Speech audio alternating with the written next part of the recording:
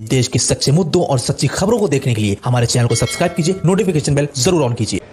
इतना बड़ा मसला बीजेपी देश के सामने ला रही है कि यूनिफॉर्म सिविल कोड की बात देश के प्रधानमंत्री नरेंद्र मोदी करते हैं। हम यूसीसी की मुखालिफत इसलिए करते हैं क्योंकि भारत में प्लुरलिज्म और भारत का सेकुलरिज्म पूरे विश्व में एक अलग है।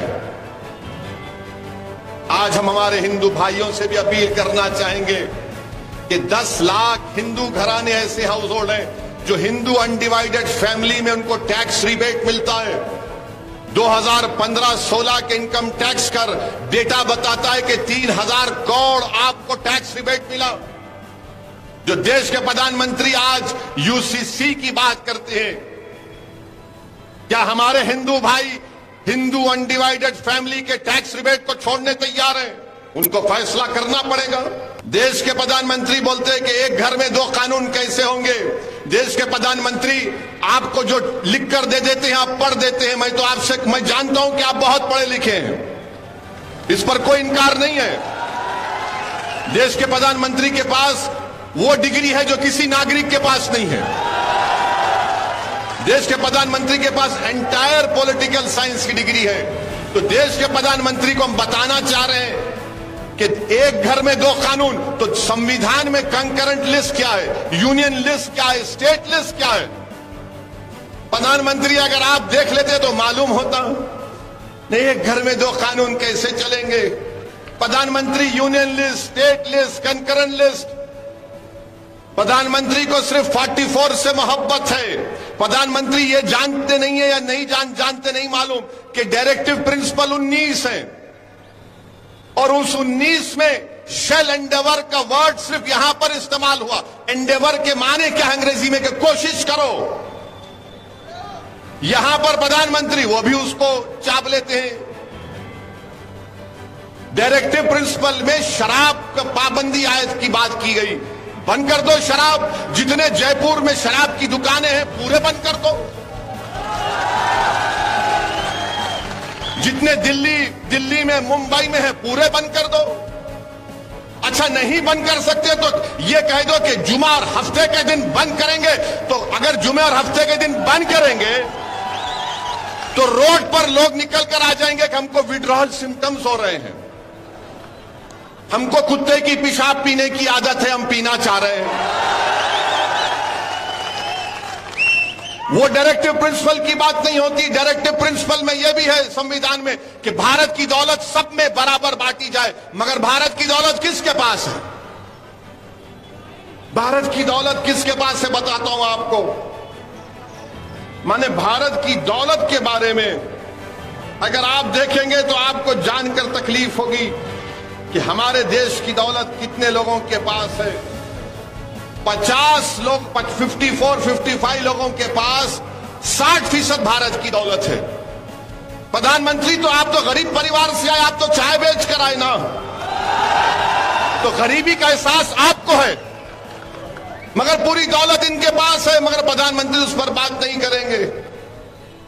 डायरेक्टिव प्रिंसिपल में यह भी है सिर्फ 44। भारत के प्रधानमंत्री को जानना चाहिए कि यह भारत है, ये भारत है। यहां पर प्रधानमंत्री बात करते समानता के लिए। प्रधानमंत्री, समानता अनेकता अलग चीज है। ये देश मुख्तलिफ रंग का है, इसलिए नेहरू ने कहा था कि भारत क्या है? भारत एक रजाई की तरह है, नेहरू ने कहा था, जिसमें रंग बिरंग के कपड़े लगे हुए। ये भारत की खूबसूरती है। भारत के प्रधानमंत्री समानता की बात करते हैं। मेरे देश के प्रधानमंत्री को कोई समझाए जाकर के समानता और अनेकता अलग अलग चीज है। भारत के प्रधानमंत्री को समझना चाहिए कि नॉर्थ ईस्ट में संगमा चीफ मिनिस्टर हैं मेघालय के, उन्होंने तनकीद की बीजेपी के साथ हैं कि इस देश में यूनिफॉर्म सिविल कोड लाया जाएगा तो मेघालय, नागालैंड, नॉर्थ ईस्ट में लोग रोड पर निकल कर आ जाएंगे।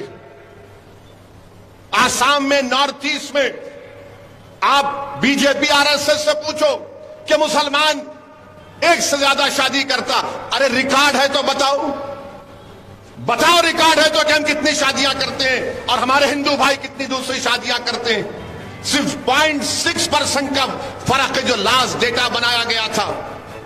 एक शादी से ज्यादा का, मगर बीजेपी के पास नहीं। बोल दिया इनको कि मुसलमान बहुत सारे, कहां है डेटा बताओ।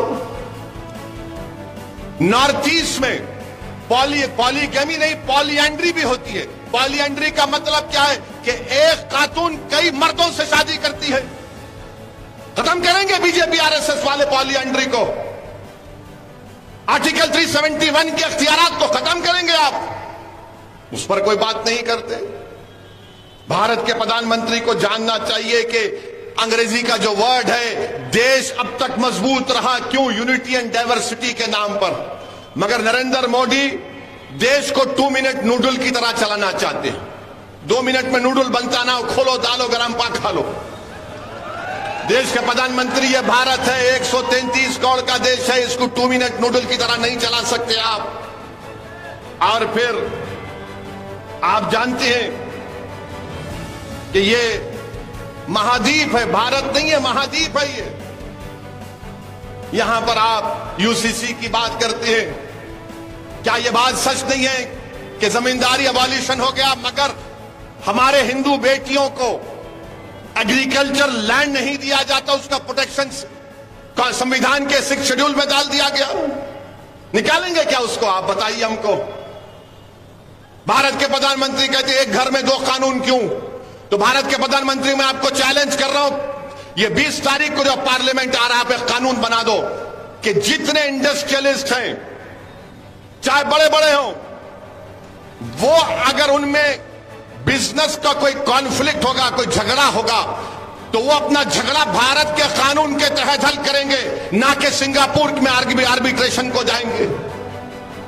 बड़ी बड़ी कंपनियां जो करोड़ों रुपया का कॉन्ट्रैक्ट करती हैं, अरबों रुपये का, अगर उनमें इख्तलाफ है, झगड़ा होता है, तो सिंगापुर के आर्बिट्रेशन को मानते हैं, भारत के कानून को नहीं मानते। बताइए प्रधानमंत्री, देशभक्ति कहां चले गई? देशभक्ति कहां चले गई आपकी? आर्बिट्रेशन सिंगापुर का होगा, देश का नहीं हो सकता क्या? आप बैन लगा दीजिए, सिंगापुर का आर्बिट्रेशन नहीं, देश का होगा। आप बताइए मेरे अजीज दोस्तों और बुजुर्गों, यूसीसी क्यों लाना चाहती हैं? यूसीसी क्यों लाना चाहते हैं? आज हम जब बात किए हम इसके खिलाफ हैं, तो बीजेपी के चीफ मिनिस्टर बोल दिए ओवैसी जिन्ना की जहनियत का है। मैं उस शख्स को कहना चाह रहा हूं कि तुम में इतनी इंटेलेक्चुअल कैपेसिटी नहीं है, तुम मेरे दिमाग का मुकाबला नहीं कर पाओगे। तुमको बचपने से सिर्फ 3 चीजें डाली गई। क्या डाली गई? दाढ़ी वाला दिखा जिना, या मुगल, या हिजाब, बस। चौथा तुमको आता ही नहीं है। अरे दुनिया को खुलकर देखो, ये तुम्हारे दिमागों पर जो निकाब है ना, निकालो नफरत का। 75 साल की आजादी का अमृत उत्सव मना रहे हैं, मुसलमान दिखते कि जिन्नावादी है, तुम क्या गोडसेवादी हो? हम पूछ रहे हैं, सवालात उठा रहे हैं। यूनिफॉर्म सिविल की यकसा सिविल कोड की बात करती है। आप बताइए क्या एक डायरेक्टिव प्रिंसिपल आर्टिकल 25 और आर्टिकल 29 का फंडामेंटल राइट छीन सकता? नहीं छीन सकता। Right to culture unfettered fundamental right है मेरे लिए। यकीनन मैं मुसलमान हूं और भारत का नागरिक हूं। जिस तरह नरेंद्र मोदी हिंदू है और भारत के नागरिक है, मैं भी मुसलमान हूं और भारत का नागरिक हूं।